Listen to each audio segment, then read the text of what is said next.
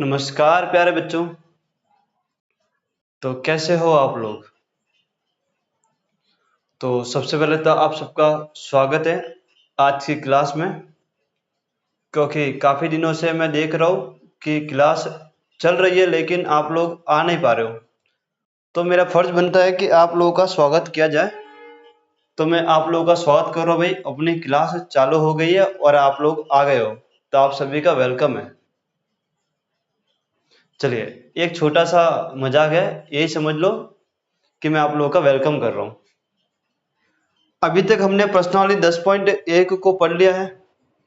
आप लोगों को पता है कि प्रश्नावली 10.1 को पढ़ लिया है हमने, और प्रश्नावली 10.1 को पढ़ने से पहले हमने एक प्रमेय को शुरू किया था, अगर आप लोगों को याद हो तो। प्रमेय हमने 10.1 पढ़ ली है। प्रमेय क्या थी वो आप लोगों को पता है कि अगर एक वृत्त से कोई स्पर्श रेखा जा रही है और स्पर्श बिंदु से एक त्रिज्या है, तो वो त्रिज्या उस स्पर्श रेखा पर क्या होती है, लंब होती है। ये प्रमेय आपकी 10.1 थी, जो हमने कल की जो क्लास हुई थी उसमें सॉल्व की थी। मैंने आप लोगों को ये कहा था कि जो प्रमेय 10.1 है वो हमारे 10.1 प्रश्नावली को पूरा करेगी, और फिर मैंने आप लोगों को ये भी कहा था कि जो प्रमेय 10.1 है और प्रमेय 10.2 है, ये दोनों मिलके हमारी प्रश्नावली 10.2 को पूरा करेंगे। तो स्क्रीन पर आप लोगों को प्रमेय 10.2 लिखी हुई दिख रही होगी, लेकिन इस प्रमेय को सॉल्व करने से पहले मुझे कुछ चीजें हैं जो आप लोगों को बतानी है, तो वो मैं आप लोगों को अब बताने का कष्ट करूंगा या फिर कृपा करूंगा, जो भी आप लोग समझ सकते हो। आप लोगों को लग रहा होगा कि सर आज थोड़े अलग अलग वर्ड यूज कर रहे हैं, लेकिन आप लोग इन वर्ड को इग्नोर करो और आप लोग पढ़ने की ओर ध्यान दो। चलिए, तो आप लोग जानते हो कि ये जो प्रमेय है 10.1 और 10.2 प्रमेय दोनों ही मोस्ट है एग्जाम की दृष्टि से, और एग्जाम में दोनों ही प्रमेय पूछी जाती है कि सिद्ध कीजिए कि बाहरी बिंदु से वृत्त पर खींची गई स्पर्शरेखा की लंबाई बराबर होती है, जो आपको स्क्रीन पर दिख रही है। और इससे पहले जो हमने 10.1 की है वो उस पर बेस हमने 10.1 प्रश्नावली भी की थी, और प्रश्नावली को हम एक ही क्लास में पूरा कर चुके हैं। ये जो 10.2 प्रश्न वाली है और ये प्रमेय है, इसको भी हम जल्दी से जल्दी पूरा करने की कोशिश करेंगे। इस टाइम मतलब नॉर्मली अगर देखा जाए 3 या 4 क्लास में ये प्रश्नावली पूरी सिमट जाएगी। तो प्रमेय को स्टार्ट करने से पहले मैं एक टॉपिक लिख रहा हूँ, आप लोग अपनी नोटबुक में एक टॉपिक लिखना कि एक बिंदु से, टॉपिक ये है कि एक बिंदु से वृत्त पर स्पर्श रेखाओं की संख्या, स्पर्श रेखाओं की संख्या, स्पर्श रेखाओं की संख्या, ये हमारा एक टॉपिक है जिसको हमें समझना पड़ेगा। अगर इस टॉपिक को हम लोग समझ गए तो हमारा थोड़ा सा काम आसान हो जाएगा। यानी कि आप लोगों को एक बिंदु दे रखा होगा और एक वृत्त दे रखा होगा, और उससे आप लोगों को बताना है कि आप लोग कितने स्पर्श रेखाओं को खींच सकते हो। 1 है, 2 है, 3 है, 10 है, 20 है, 50 है, 100, ऐसे कितने स्पर्श रेखा आप लोग खींच सकते हो, या ऐसे ऐसे कितने स्थिति आप लोग बना सकते हो भाई कि अगर बिंदु वृत्त के अंदर है तो कितनी स्पर्श रेखा होगी, वृत्त के बाहर है तो कितनी होगी, वृत्त पर है तो कितनी होगी। इस टाइप से आप लोगों को ये कंसेप्ट है थोड़ा छोटा सा जो समझना है। चलो, मान लो भाई कि ये आप लोगों का एक व्रत है, मैं टोटल 3 स्थितियां बना रहा हूँ, 3 स्थिति को आप लोगों को समझना है। ये मान लो आप लोगों का क्या एक व्रत है, मान लेते भाई कि ये व्रत के अंदर बिंदु, हालांकि व्रत आप लोगों को दिख रहा होगा, ऐसा गोल पूरा सा नहीं है, लेकिन आप लोग विजुअलाइज करो कि ये हमारा व्रत है। मान लेते भाई कि ये व्रत है और इसके अंदर एक बिंदु P है। अगर व्रत के अंदर कोई बिंदु P है तो उससे हम एक भी स्पर्श रेखा नहीं खींच सकते। आप लोगों को दिख रहा होगा स्पर्श रेखा होती क्या है, मैंने आप लोगों को बड़ा ब्रीफली समझाया था कल कि स्पर्श रेखा होती क्या है। तो यहाँ से हम एक भी स्पर्श रेखा नहीं खींच सकते। अगर मैं ऐसे खींचूंगा यहाँ से तो वो छेदक रेखा होगी, तो यहाँ से एक भी स्पर्श रेखा नहीं खींची जा सकती। अगर कोई बिंदु वृत्त के अंदर स्थित है तो वहां से आप लोग एक भी स्पर्श रेखा नहीं खींच सकते। पहली कंडीशन आप लोगों की ये बनती है। दूसरी कंडीशन ये बनती है कि जो बिंदु है उसको मान लो हमने किस पे बनाया है, परिधि पे बनाया है। कब बनाया हमने, परिधि पर, यानी परिधि पर वो कहीं पे भी हो सकता है ना, भले वो यहाँ पर हो, यहाँ पर हो, यहाँ पर हो। तो मैं मान लेता भाई कि मान लो यहाँ पर है, ये जो बिंदु P ये हमारा यहाँ पर है। अगर यहाँ पर कोई बिंदु है तो यहाँ से आप लोग ऐसे एक रेखा निकाल सकते हो, ऐसे ऐसे एक रेखा निकाल सकते हो। यानी कि अगर वृत्त के परिधि पर एक बिंदु स्थित है तो उससे हम एक स्पर्श रेखा खींच सकते हैं। कितने खींच सकते हैं, एक। इसकी बात करो तो वृत्त के अंदर बिंदु P है, इससे हम कोई भी स्पर्श रेखा नहीं खींच सकते।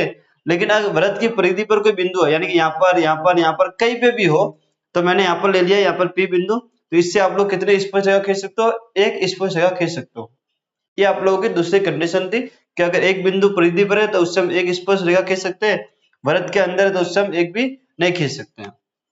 अब मैं आप लोगों के सामने तीसरी आकृति बनाना जा रहा हूं, जो कुछ इस टाइप की है। मैं बोल रहा हूँ भाई कि जो हमारा बिंदु है इसको हम थोड़ा बाहर निकाल रहे हैं। क्या कर रहे हैं हम लोग थोड़ा बाहर निकाल रहे हैं। अब बिंदु है वो पहले अंदर था, फिर हमने परिधि पर लाया, अब हम क्या कर रहे हैं, इसको वृत्त से बाहर ले जा रहे हैं। कहाँ ले जा रहे हैं? वृत्त से बाहर। अब वो वृत्त से बाहर 5 सेंटीमीटर पे भी हो सकता है, 10 सेंटीमीटर भी हो सकता है, 1000 सेंटीमीटर भी हो सकता है, अनंत पे भी हो सकता है। तो मान लेते भाई कि हमारा जो बिंदु है वो कहीं पर यहाँ पर है, यहाँ पर बिंदु P यहाँ पर है। अगर मैं यहाँ से अगर स्पर्शरेखा खींचने की बात करूँ तो अगर मैं इसको इससे मिलाऊंगा तो एक तो ये खींचेगी, अगर मैं इसको इससे मिलाऊंगा तो एक स्पर्शरेखा ये खींचेगी, एक तो यहाँ पर खींचेगी और एक यहाँ पर खींचेगी, यानी कि यहाँ पर कहीं पर। तो अगर कोई वृत्त के बाहर बिंदु स्थित है, वृत्त के बाहर स्थित बिंदु है, तो वहां से आप लोग कितने स्पर्शरेखा खींच सकते हो? 2 स्पर्शरेखा खींच सकते हो। ये 3 कंडीशन है जो आप लोगों को स्क्रीन पर दिख रही होगी। ये तीनों कंडीशन आप लोगों को समझना बहुत जरूरी है कि अगर बिंदु वृत्त के अंदर है तो एक भी स्पर्शरेखा नहीं बनेगी, अगर बिंदु वृत्त की परिधि पर है तो एक स्पर्शरेखा बनेगी, अगर बिंदु वृत्त के बाहर है तो 2 स्पर्शरेखा आप लोग खींच सकते हो। क्या आप लोगों को ये बात समझ में आ गई? तो वृत्त के बाहर, अगर वृत्त के कोई बाहर बिंदु है, यानी कोई बाहरी बिंदु है, इससे वृत्त पर आप लोग कितने स्पर्शरेखा खींच सकते हो? 2। ये आप लोगों को समझना था। अगर आप लोगों को ये चीजें समझ में आ गई है तो आप लोग प्रमेय को एक बार थोड़ा ध्यान से पढ़ो। प्रमेय आप लोगों की ये कहती है कि बाहरी बिंदु से वृत्त पर खींची गई स्पर्शरेखा की लंबाई, यानी कि बाहरी बिंदु आप लोगों को दिख रहा होगा, आप लोगों को ये बिंदु दिख रहा होगा बाहरी बिंदु P, इससे वृत्त पर अगर आप लोग स्पर्शरेखा खींचते हो तो उनकी जो लंबाई होगी वो क्या होगी? आपस में बराबर होगी। ऐसे प्रमेय कह रही है। अगर इस डायग्राम को आप लोग देखोगे तो मैं बोल देता हूँ कि यहाँ पर जो बिंदु वो A है और यहाँ पर जो बिंदु वो क्या B है, यानी कि जो P एक बिंदु है, यहाँ से आप लोगों ने एक स्पर्शरेखा PA खींची और यहाँ से एक स्पर्शरेखा PB खींची। अभी मैंने कहा आप लोगों को बाहरी बिंदु से वृत्त पर आप लोग केवल 2 स्पर्शरेखा खींच सकते हैं, तो एक तो आप लोगों को PA है और एक PB है। और प्रमेय ये कह रही है कि बाहरी बिंदु से वृत्त पर खींची गई स्पर्शरेखाओं की लंबाई, यानी कि जो PA है और PB है, इनकी लंबाई बराबर होती है। ये आप लोगों को सिद्ध करना है। क्या आप लोगों को बात समझ में गया? आप लोगों को क्या सिद्ध करना है? जो ये PA है ये PB के बराबर होता है, ये आप लोगों को सिद्ध करना है। और आप लोगों को मैंने अभी जस्ट बताया कि बाहरी बिंदु से आप लोग 2 ही स्पर्शरेखा खींच सकते हो। तो यही हमारी प्रमेय कह रही है भाई कि जो आप लोग स्पर्शरेखा खींचते हो बाहरी बिंदु से, वो दोनों क्या होती है? बराबर होती है। ये हमें सिद्ध करना है। ये बात आप लोगों को समझ में आ गई क्या? ये एक छोटा सा टॉपिक था जिसको आप लोग समझ गए। इस टॉपिक की सहायता से हम लोग ये जो प्रमेय है, इस प्रमेय को हम क्या करने वाले? हल करने वाले। इस प्रमेय को हम क्या करने वाले? हल करने वाले। मैंने आप लोगों को कल भी कहा था कि जब भी हम प्रमेय को हल करते हैं तो हल करने के लिए हमें कुछ चीजें लिखनी होती है। तो वो चीजें हम लिख देते हैं। पहले हम डायग्राम की बात करते हैं। किसकी बात करते हैं? डायग्राम की। तो एक वृत्त है आप लोगों का, ये इतना, ये एक वृत्त है आप लोगों का, ये एक बिंदु बनाया मैंने P। चलो यहाँ से मैं इस पर खींच देता हूँ। एक तो ऐसे खींची मैंने, सॉरी ये छेदक रेखा हो रही है, इसको मैं थोड़ा डायग्राम को थोड़ा सिस्टमेटिकली बना देता हूँ। आप लोग भी अपनी जो नोटबुक है उसके अंदर एक वृत्त बना दो और वृत्त के बाहरी बिंदु से आप लोग भी स्पर्शरेखा खींच लो। यानी कि ये आप लोगों का क्या है? एक नॉर्मल सा वृत्त है आप लोगों का, नॉर्मल सा आप लोग एक वृत्त बना दो और वृत्त के बाहरी बिंदु से आप लोग क्या कर दो? स्पर्शरेखा खींच लो। आप लोगों को स्क्रीन पर दिखाई दे रहा होगा एक वृत्त है और इस वृत्त के बाहरी बिंदु हमने P मानना है। अभी हमने P दिया था इसलिए मैंने P मान लिया। इस बिंदु P से एक स्पर्शरेखा तो मैंने यहाँ पर खींची है और एक स्पर्शरेखा यहाँ पर खींची है। तो हम बोल देते हैं कि ये वाला जो बिंदु हमारा ये A है और ये वाला बिंदु है ये जो हमारा ये क्या है? B है। पर यहाँ पर कहीं ना कहीं पर हमारा क्या होगा? केंद्र होगा, यानी कि ये क्या होगा? O होगा। ये हमारा एक डायग्राम है जो इस प्रमेय के लिए हमको काम में लेना है। चलिए यहाँ तक किसी को डाउट नहीं होगा। मेरे हिसाब से आप लोगों को समझ में आ रहा होगा कि एक वृत्त है, वृत्त का बाहरी बिंदु P है, इस P से एक स्पर्शरेखा PA है और एक P से स्पर्शरेखा PB है और ये O क्या है हमारा? O क्या है हमारा? केंद्र है। अब हमें ये सिद्ध करना है कि जो PA है ये PB के बराबर है, ये हमें सिद्ध करना है। ये जो प्रमेय है, इस प्रमेय को आप लोग 2 टाइप से सिद्ध कर दो। तो मैं आप लोगों को वो टाइप सिखाऊंगा जो एकदम सबसे सरल हो और एग्जाम अप्रोच हो, जिससे कि आप लोग एग्जाम में लिखो तो आपको फुल में से फुल मार्क्स मिले। हालांकि दूसरा जो मेथड है उस पर भी आप लोगों को डिस्कशन करूंगा, लेकिन आप लोगों को करना वही है जो मैं आप लोगों को सबसे पहले करा रहा हूँ। चलो, तो जो चीज हमें दे रखी है वो सबसे पहले हम लोग लिखते हैं। कल हम लोगों ने प्रमेय एक सॉल्व की है तो हम लोग सबसे पहले लिखते दिया है।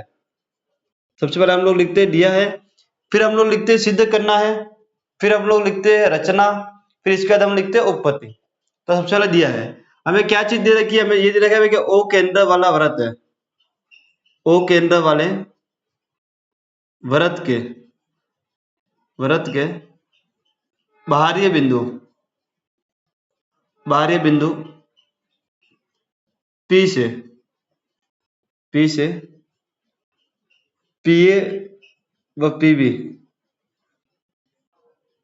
दो स्पर्श रेखाएं, पीए व पीबी स्पर्श रेखाएं खींची। दो नहीं लिखते, स्पर्श रेखा लिखते, स्पर्श रेखाएं खींची। ये चीज हमें दे रखी है। देखिए ओ केंद्र वाले वृत्त के बाहरी बिंदु पी से पीए व पीबी स्पर्श रेखाएं खींची है। ये हमने क्या है, ये हमें चीज क्वेश्चन में दे रखी है। अब हमें सिद्ध करना है, वो भी क्वेश्चन में दिया हुआ है आप लोगों को, लेकिन हमने नामकरण किया इसलिए हम लोग नामकरण लिख देंगे कि जो पीए है वो पीबी के बराबर है। ये आप लोगों को क्या करना है, सिद्ध करना है। ये आप लोगों को क्या करना है, सिद्ध करना है। अब हम लोग क्या करेंगे, थोड़ी सी रचना करेंगे, जैसे कि 10.1 पद में हम लोगों ने की थी रचना। ये हमारी रचना में आप लोगों को करना क्या है ये समझो आप लोग। ये जो ए है इसको मैं ओ से मिलाऊंगा, और इस ओ को बी से मिलाऊंगा, और इस ओ को पी से मिलाऊंगा, यानी कि इसको मैं इससे मिलाऊंगा, इसको इस टाइप से मैं इसको मिला रहा हूं मैं, और इसको इस टाइप से मैं इससे मिला रहा हूं, और यहाँ पर मैं इसको डायरेक्ट इस पी से मिला रहा हूं। ये मैंने रचना की है, अब वो रचना क्यों की है वो आप लोग समझ सकते हो कि किसी भी प्रमेय को सॉल्व करने के लिए हमें कुछ ना कुछ रचना करनी होती है, और रचना के माध्यम से हम लोग प्रमेय को सॉल्व करते हैं। ये आप लोग जानते हो। चलिए, तो जो रचना की है वो लिख देता है कि बिंदु ओ को, या फिर केंद्र ओ को पी ए व बी से मिलाया,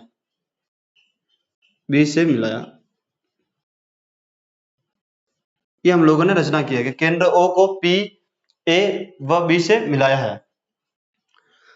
अब जब आप लोग इसे देखोगे भाई कि ये एक बिंदु ए है और एक बिंदु बी है, और यहाँ से इसी बिंदु से एक स्पर्श रेखा जा रही है जिसको आप लोगों ने पीबी बोला है, और इस बिंदु से एक स्पर्श रेखा जा रही है जिसे आप लोग पी ए बोला है।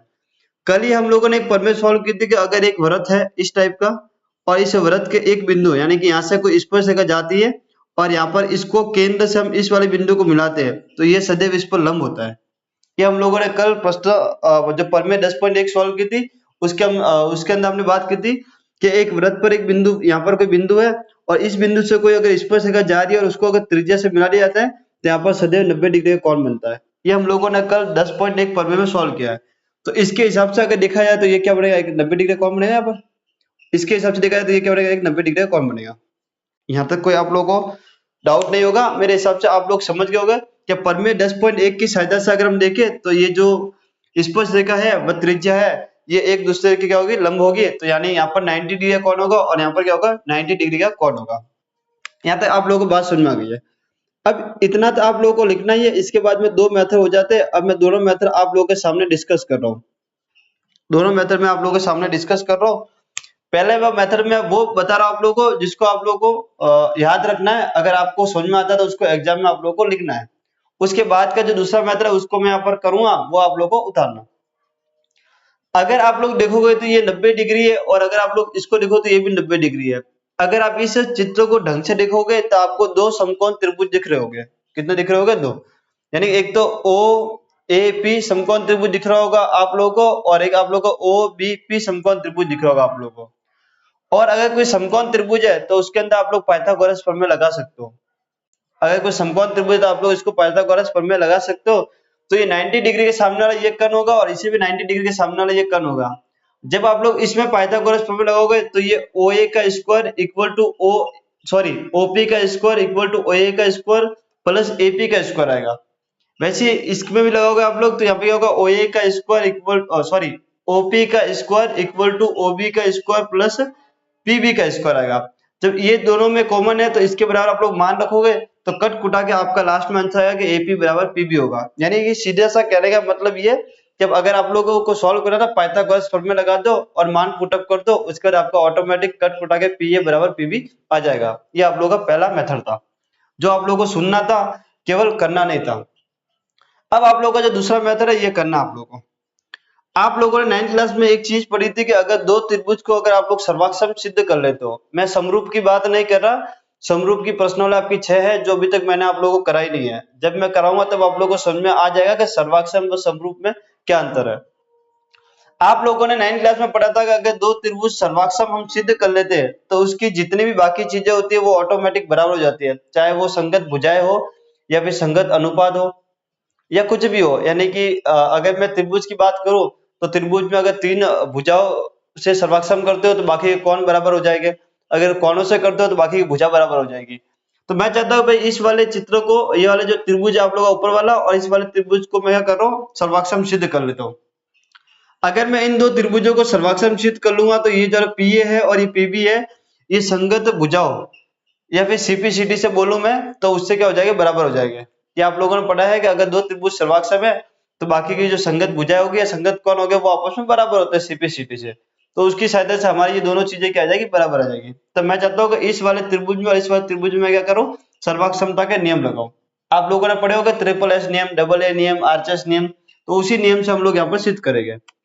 तो मैं लिखता हूँ त्रिभुज ओ ए पी या फिर ओ ए पी लिख दे, त्रिभुज ओ ए पी व त्रिभुज ओबीपी में, ओबीपी में, ओबीपी में अगर आप लोग देखोगे तो ये ओ ए है और ये ओबी है, यानी कि जो ओ ए है वो ओबी के बराबर होगा। आप लोग बोलोगे कैसे, आप लोग बोलोगे कैसे?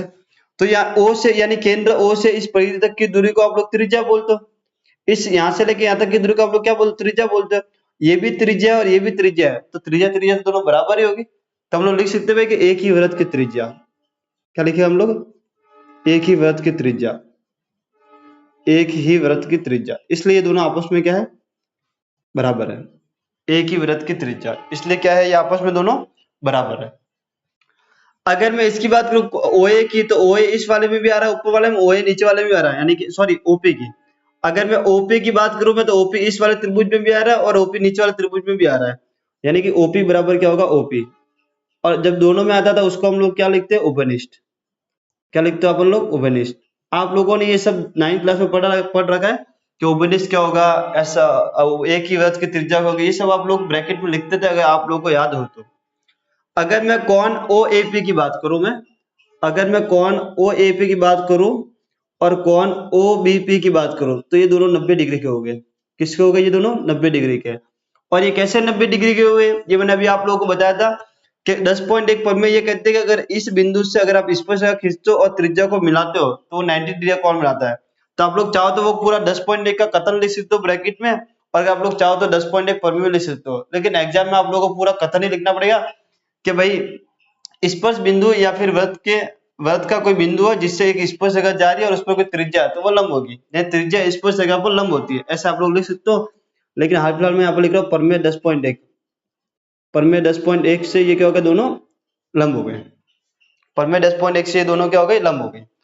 अब आप लोग समझो, तीन चीज कोई बराबर होती है तो हमारा नियम काम कर जाता है। तो यहाँ पर एक चीज तो ये बराबर है कि ये 90 डिग्री है, एक चीज तो ये बराबर है कि दोनों 90 डिग्री है। 90 डिग्री के सामने वाला ये क्या होता है, कण होता है, इसके सामने वाला भी क्या होगा, कण, यानी कि एक तो कण बराबर है, एक 90 डिग्री बराबर है, एक ये वाली भुजा बराबर है। तो आप लोगों ने पढ़ा होगा भाई कि अगर किसी में 90 डिग्री का कोण बराबर हो और उसके सामने वाला कण बराबर हो और कोई भी एक भुजा बराबर हो तो हम आरएचएस नियम का उपयोग करते हैं। किसका नियम करते हैं, यानी कि राइट एंगल हाइपोटेन्यूज साइड का जो नियम है उसका हम यूज करते हैं। अगर मैं हिंदी में बोलूं तो समकोण, कर्ण और भुजा, इस नियम से दोनों त्रिभुज क्या हो जाएगा, सर्वाक्षम हो जाएगा। यानी कि जो त्रिभुज आप लोग ओ ए पी है, इस वाले चिन्ह को आप लोग सर्वाक्षम का चिन्ह बोलते हो, त्रिभुज ओबीपी। क्या लिखोगे आप लोग, त्रिभुज ओबीपी सर्वाक्षम हो गए।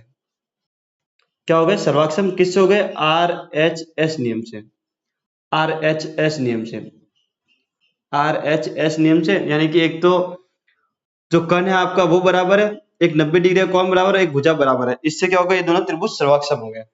अगर ये दोनों त्रिभुज सर्वाक्षम है तो जो एपी है वो किसके बराबर होगी, बीपी के बराबर होगा। कैसे बराबर होगा, तो संगत भुजाओं के सम्मुख कोण या सम्मुख भुजाएं, सॉरी सर्वाक्षम त्रिभुज के संगत कोण या संगत भुजाएं बराबर होती है। Congruent part of congruent triangle, यानी कि आप लोग ऐसे बोल सकते हो भाई कि अगर ये दोनों त्रिभुज सर्वाक्षम है तो इनकी जो बाकी की जो चीजें होती है वो क्या होती है, दोनों बराबर होती है, और यही हमें सिद्ध करना है। तो सर्वाक्षम त्रिभुजों की संगत भुजाएं या संगत कोण आपस में बराबर होते हैं, तो ये जो दो भुजा है ये क्या होगी आप लोगों की आपस में बराबर होगी, और ये हम लोगों को सिद्ध करना है कि जो एपी है वो पीबी के बराबर है। ये थी हमारी प्रमेय 10.2 कि वृत्त के किसी बाहरी बिंदु से वृत्त पर खींची गई स्पर्शरेखाओं की लंबाई आपस में क्या होती है, बराबर होती है, और इसको हम लोगों ने सिद्ध कर लिया है। कैसे सिद्ध किया है, तो दो सर्वाक्षम त्रिभुज सिद्ध किया है। एक तरीके मैंने आप लोगों को बताया कि आप लोग पाइथागोरस प्रमेय से भी सिद्ध कर सकते हो, लेकिन आप लोगों को इस टाइप से सिद्ध करना है, और ये एकदम सिंपल सा तरीका है, कुछ नहीं करना, आप लोगों को लिखना है, दिया है, सिद्ध करना है और रचना, फिर उत्पत्ति में आप लोगों को दो त्रिभुज को सर्वाक्षम सिद्ध करना है, और लास्ट में आपको आर्चेस नियम से बता देना है भाई कि दो सर्वाक्षम त्रिभुजों की संगत भुजाएं क्या होती है, बराबर होती है। इतनी छोटी सी प्रमेय थी आप लोगों की, और बहुत ही इंपॉर्टेंट प्रमेय है, एग्जाम में आप लोगों से बार बार पूछी जाती है, तो आप लोग इसको इंपॉर्टेंट समझ के टिक मार्क कर दे और इसको बार बार इसकी कोशिश करें। अब हम नेक्स्ट अपनी जो प्रश्नवाली 10.2 है उसको स्टार्ट कर रहे हैं, और उसके जो पहला सवाल है वो आप लोगों को स्क्रीन पर दिख रहा होगा। तो प्रश्नवाली 10.2 का पहला सवाल, एक बिंदु Q से एक वृत्त पर स्पर्शरेखा की लंबाई 25 सेंटीमीटर है, सॉरी 24 सेंटीमीटर है, तथा Q की केंद्र से दूरी 25 सेंटीमीटर है, वृत्त की त्रिज्या ज्ञात कीजिए। तो सबसे पहले तो आप लोग एक वृत्त बनाओगे, आपको बोला है कि एक वृत्त एक बिंदु Q से एक वृत्त पर स्पर्शरेखा है, तो मैं लिख देता हूं कि ये हमारा एक वृत्त है, ये नॉर्मल से हमारा एक वृत्त है, और यहाँ पर मैं मान लेता हूं कि एक बिंदु है उसका नाम बोला हमने Q है, और ये हमारा केंद्र है, इसको ये हमारा केंद्र है, इस केंद्र को हम O नाम देते हैं। एक बिंदु Q से एक वृत्त पर स्पर्शरेखा, यानी कि यहाँ से एक स्पर्शरेखा जा रही है इस टाइप से कुछ, और इसकी जो लंबाई है वो कितनी आप लोगों की 24 है, कितनी है भाई 24 सेंटीमीटर है। एक वृत्त है, इस वृत्त के बाहर एक बिंदु Q स्थित है, इस Q से एक स्पर्शरेखा जा रही है, उसकी लंबाई 24 सेंटीमीटर है, तथा Q के केंद्र से दूरी, यानी कि ये Q है, इसकी केंद्र से दूरी यानी कि ये वाली, ये कितनी आप लोगों की 25 सेंटीमीटर है, कितनी आप लोगों की 25 सेंटीमीटर है। तो वृत्त की त्रिज्या, यानी कि ये जो वृत्त की त्रिज्या होगी यहाँ से जो वृत्त की त्रिज्या होगी इस टाइप से, इसकी जो लंबाई है यानी कि जो R है ये आप लोगों को ज्ञात करना है, ये R है ये आप लोगों को ज्ञात करना है। क्या आप लोगों को ये चित्र समझ में आ गया? एक वृत्त है, इस वृत्त के बाहर एक बिंदु Q है, इस Q से स्पर्शरेखा की जो लंबाई है इसको मैं नामकरण करता हूँ, ए नाम देता हूँ, ओ ए की जो लंबाई है वो 24 सेंटीमीटर है, इस O को Q से मिलाने पर जो लंबाई आ रही है वो 25 सेंटीमीटर है, और वृत्त की त्रिज्या आप लोगों को ज्ञात करना है। अगर इस सवाल को देखा जाए तो ये सवाल आपका इस प्रश्नावली का है ही नहीं, यानी इसका नहीं, मतलब 10.1 का है। कहने का मतलब है कि 10.2 में इस प्रश्नों को डालने की जरूरत नहीं है, 10.1 का प्रश्न है, क्योंकि ऐसा प्रश्न हमने 10.1 में भी किया है, तो वहां पर भी होता था, हम इसको कर लेते हैं, क्योंकि प्रमेय हमने 10.1 पढ़ी है कि जो त्रिज्या होती है और स्पर्शरेखा होती है इसके मध्य एक कोण बनता है जिसको आप लोग बोलते हो 90 डिग्री का कोण। क्या बोलते हैं हम लोग? 90 डिग्री का कोण। अगर ये 90 डिग्री का, तो ये आपको क्या होगा? कर्ण होगा, यानी ये वाले जो पोर्शन होगा ये क्या होगा आप लोग? कर्ण होगा, ठीक है। अब इसको आप लोग लंब मान लो, इसको आप लोग आधा मान लो, या फिर इसको आधा मान लो, इसको लंब मान लो, जो भी आप लोग मान सकते हो मान लो। अगर ये 90 डिग्री का कोण है यहाँ पर, तो ये जो त्रिभुज बनेगा ओ ए क्यू, यानी जो त्रिभुज ओ ए क्यू है, त्रिभुज ओ ए क्यू है, ये क्या होगा? एक समकोण त्रिभुज होगा। ये त्रिभुज ओ ए क्यू एक समकोण त्रिभुज होगा, और समकोण त्रिभुज है तो समकोण त्रिभुज में एक प्रमेय लगती है जिसको हम लोग बोलते हैं पाइथागोरस प्रमेय। क्या बोलते हैं हम लोग? पाइथागोरस प्रमेय। यह आप लोगों ने पढ़ा होगा। मैंने आप लोगों को कई बार बताया कि जब भी आप लोग समकोण त्रिभुज की बात करो तो समकोण त्रिभुज पाइथागोरस प्रमेय को आप लोग याद कर लिया करो। क्या होती है आप लोगों को? कर्ण का स्क्वायर इक्वल टू लंब का स्क्वायर प्लस आधार का स्क्वायर, ये आप लोग क्या है? पाइथागोरस प्रमेय। कर्ण का स्क्वायर कितना है? यानी 25, तो 25 का स्क्वायर होगा। मैं मान लेता हूं कि लंब हमारा कितना है? r है, तो ये r का स्क्वायर हो जाएगा, और ये कितना होगा आप लोगों का? 24 का स्क्वायर, ये होगा 25 का स्क्वायर 625 प्लस का r स्क्वायर और 24 का 576, कितना होगा? 576। मुझे r स्क्वायर की वैल्यू चाहिए, तो इसको इस वाले को मैं इसको ट्रांसफर कर देता हूँ, तो ये उधर जाएगा, नहीं इसको अगर मैं इस तरफ कितना माइनस होगा, तो माइनस का 576। अगर मुझे r स्क्वायर की वैल्यू यहाँ से निकालनी है, तो 625 में से 576 गए, तो यहाँ पर देख लो आप लोग कितने बचे? 24, 2425 कितना? 49, 2425 कितना? 49। अगर मुझे r की वैल्यू चाहिए तो कितना का? रूट में 49, और अगर आप लोगों को r चाहिए तो रूट 49 को बाहर निकालो, कितना का? 7 सेंटीमीटर। तो 7 सेंटीमीटर के आप लोगों को ऑप्शन में दिख रहा है, तो ये रहा ऑप्शन, यानी कि जो इसका आंसर है वो क्या है आप लोगों का? A option. ये था आप लोगों का बहुत छोटा सा सिंपल सा सवाल, जिसको आप लोग प्रश्नावली 10.1 में भी कर सकते थे, लेकिन वो 10.2 में दिया है तो हमने यहाँ पर भी इसको कर लिया है, जिसमें हमने परमेय 10.1 का यूज किया है कि 90 डिग्री होगा तो ये समकोण त्रिभुज होगा, और समकोण त्रिभुज है तो पाइथागोरस प्रमेय इसके अंदर लगेगी। अब आप लोग देखो, आपका स्क्रीन पे आपको दूसरा और तीसरा क्वेश्चन दिख रहा होगा। तो दूसरे क्वेश्चन की आकृति आप लोग को दिख रही होगी, प्रश्न मैंने नहीं लिखा है, तो प्रश्न में आप लोग को समझा रहे, तो प्रश्न बोल क्या रहा है। प्रश्न ये कह रहा है कि आकृति ये है, इस आकृति में जो टीपी है वह टीक्यू है, दो स्पर्श रेखा, यानी कि ओ के अंदर वाला वृत्त है जिस पर टीपी और टीक्यू दो स्पर्श रेखा है। कोण पीओक्यू बराबर 110 डिग्री है, तो कोण पीटीक्यू यानी कि ये वाला जो कोण है ये आप लोगों को ज्ञात करना है। ऐसा आप लोगों को प्रश्न में दे रखा है और ये 4 ऑप्शन दे रखे हैं। आप लोगों ने अभी अभी पढ़ा है या फिर परमेय 10.1 पढ़ी है कि अगर ये स्पर्श रेखा और ये त्रिज्या दी है 90 डिग्री बनाएगी, ये क्या बनाएगी, दोनों 90 डिग्री बनाएगी, यानी कि ये 90 डिग्री और ये 90 डिग्री, यानी कि ये 90 डिग्री है और ये क्या हो गया आप लोगों का 90 डिग्री हो गया।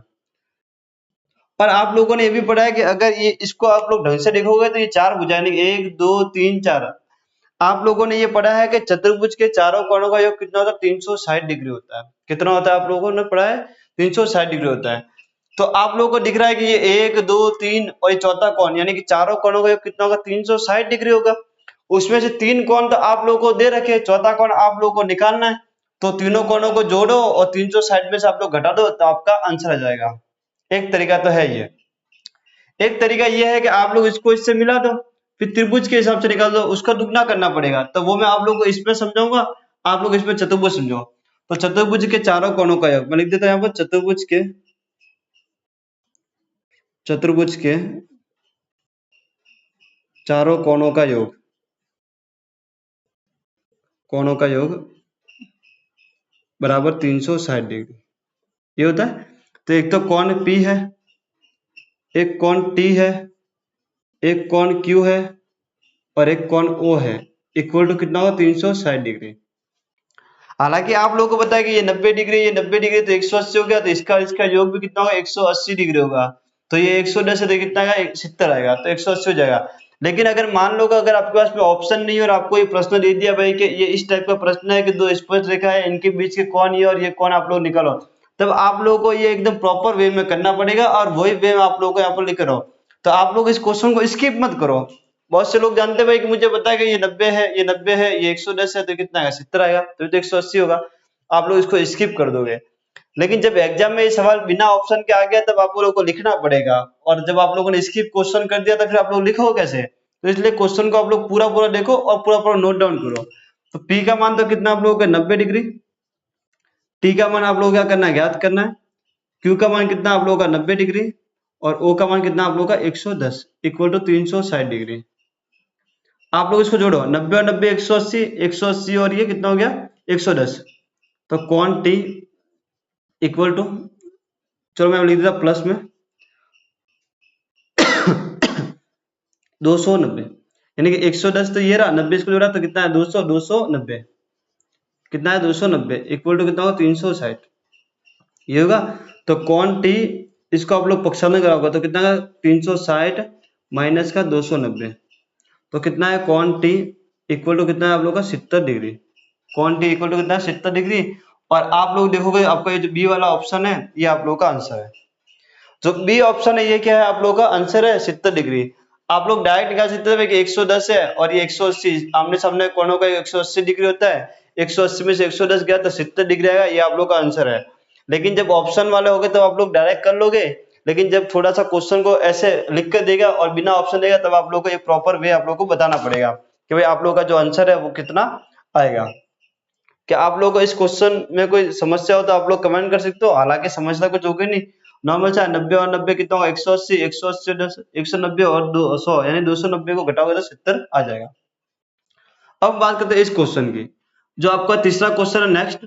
यदि एक बिंदु P से O केंद्र वाले वृत्त पर PA व PB स्पर्श रेखा है, मैं पहले बना लेता हूँ चित्र बनाने से हमें थोड़ा समझ में आ जाएगा कि क्या बोल क्या रहा है। ये आपका वृत्त है और ये यहाँ से दो स्पर्श रेखा खींच रहे हैं, एक तो ये खींची मैंने और एक मैंने ये खींची, ये दोनों जहां पर मिले उसको उसने नाम क्या दिया, P नाम दिया, मेरे हिसाब से P नाम दिया। हाँ, एक बिंदु P से, ये P है, O केंद्र वाले वृत्त पर PA यानी कि ये A है आप लोगों का और ये क्या है आप लोगों का B है, PA व PB स्पर्श रेखा है।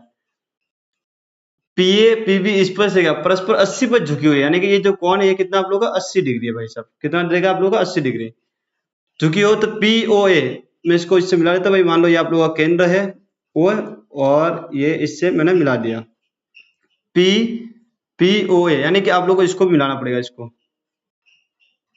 ये मैंने इसको मिला दिया, यानी कि ये वाला कौन है पीओए, ये वाला कौन आप लोगों को ज्ञात करने के लिए वो कह रहा है। क्या आप लोगों को बात समझा गई? कुछ नहीं किया, मैंने इस क्वेश्चन को पढ़ा है और इस चित्रों को जनरेट किया है। ये बाहरी बिंदु P है, इससे दो स्पर्श रेखा PA व PB है, ये दोनों 80 डिग्री पर झुकी हुई है, तो आप लोगों को बोला कि POA ज्ञात करो। आप लोग जानते हो भाई कि ये 90 डिग्री होगा।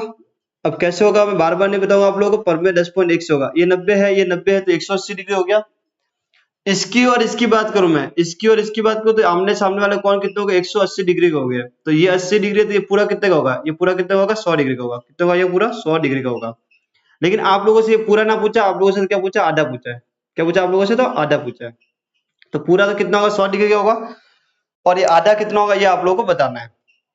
ये 90 डिग्री है, ये 90 डिग्री है, तो इन दोनों का योग तो 180 डिग्री हो गया, इसलिए मैं इसको छोड़ रहा हूँ। अब ये 80 डिग्री है, तो ये कितना होगा 100 डिग्री होगा, क्योंकि चतुर्भुज के चारों कोणों का 360 डिग्री होता है। तो ये 180 चला गया, ये 80 चला गया, तो कितना 100 ही बचेगा, यानी ये कितना का 100 का, ये पूरा 100 है। अब लेकिन हमें पूरा नहीं पूछा, हमें ए ओ बी नहीं पूछा। अगर मुझे ए ओ बी पूछता यानी कौन ए ओ बी, तो उसका आंसर होता है 100 डिग्री। कितना होता है 100 डिग्री, तो हमारा आंसर रहता है। लेकिन हमें तो क्या पूछा है, कौन पी ओ ए, ये पूछा पी ओ यानी कि आधा पूछा है। तो अभी अभी हमने प्रमेय सिद्ध की है, अभी अभी हमने 10.2 प्रमेय सिद्ध किया कि ये वाला त्रिभुज और ये वाला त्रिभुज तो दोनों क्या होते हैं, सर्वाक्षम होते हैं। ये वाला त्रिभुज और ये वाला त्रिभुज दोनों क्या होते हैं, सर्वाक्षम होते हैं। जब ये त्रिभुज और ये त्रिभुज दोनों सर्वाक्षम है, तो ये वाला जो कोण है वो इसके बराबर होगा, ये वाला जो आधा कोण है इस आधे कोण के बराबर होगा, ये वाला जो आधा कोण है इस आधे कोण के बराबर होगा। अगर दो त्रिभुज सर्वाक्षम है तो आधा आधा होगा, यानी कि यहाँ पर ये 80 है तो कितना होगा 40 होगा, ये भी 40 होगा। अगर ये 100 है तो ये दोनों कितने होने चाहिए, आधे आधे के 50-50 के हो गए। तब ऐसे बोल सकते हैं भाई कि जो ए ओ बी है, कौन ए ओ बी है, इसका आधा होगा कौन पी ओ बी। ये बात समझ में आएगी आप लोगों को, क्योंकि दोनों त्रिभुज सर्वाक्षम है तो ये आधा आधा होगा। तो कौन ए ओ बी का मान कितना 100 है, और इसको अगर आप लोग 2 से काटोगे तो आप लोग कितना कौन पी ओ बी आएगा, तो काटोगे आप लोग तो कितना है आप लोग 50। तो कौन पी ओ बी कितना है आप लोग 50 डिग्री, और आप लोग को ऑप्शन में लिखा होगा 50 डिग्री, यही आप लोगों का क्या है आंसर है। तो मैं आशा करता हूँ कि आप लोगों को आज की क्लास बहुत अच्छी लगी होगी। आज की क्लास में हमने प्रमेय भी की है, प्रमेय 10.2 भी की है, और साथ ही जो अवयव संधि वाले क्वेश्चन है, क्वेश्चन 1, 2, 3 इनको भी हमने किया है।